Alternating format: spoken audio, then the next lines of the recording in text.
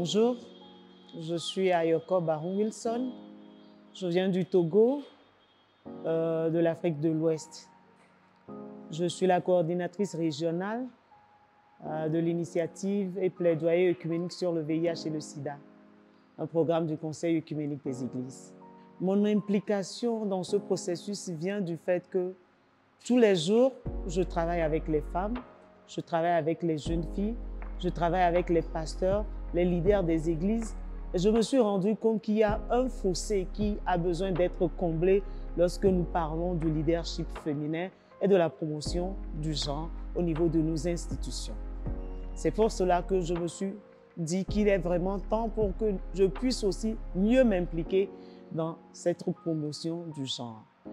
En ce qui concerne les expériences, je pourrais dire déjà qu'étant la facilitatrice au niveau de l'Afrique francophone de l'Ouest, j'ai eu à partager un espace vraiment inclusif avec les femmes et les hommes de cet espace, de cette région, ce qui nous a permis d'aller vraiment en profondeur des problèmes, des défis que nous avons au sein de ce leadership et pour aussi ensemble voir quelles sont les stratégies que nous pouvons élaborer et définir ensemble pour que la voix des femmes puisse être entendue à ce niveau. Certains défis que nous partageons, il y a la question de la représentativité des femmes au niveau du leadership.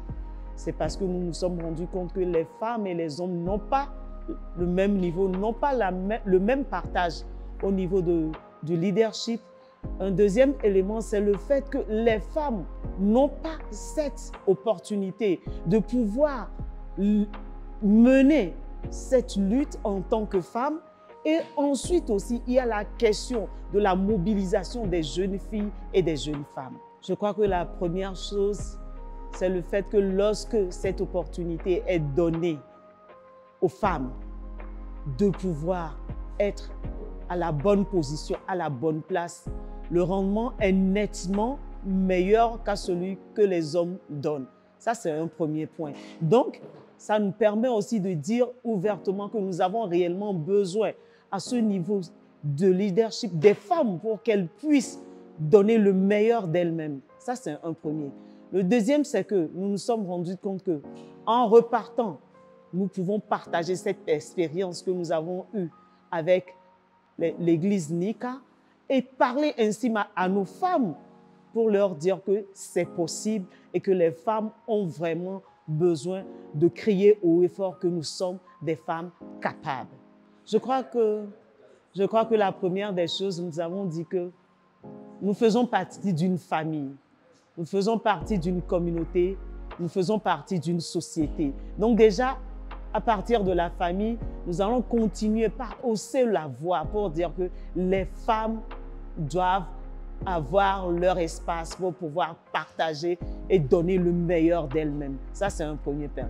Maintenant, au niveau des communautés, les femmes sont les premières à toujours être au sein de l'Église, au sein de nos institutions.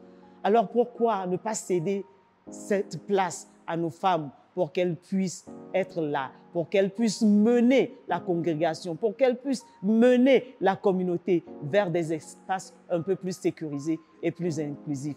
Et aussi, il est important que nous nous asseyons avec nos leaders masculins pour leur dire que la femme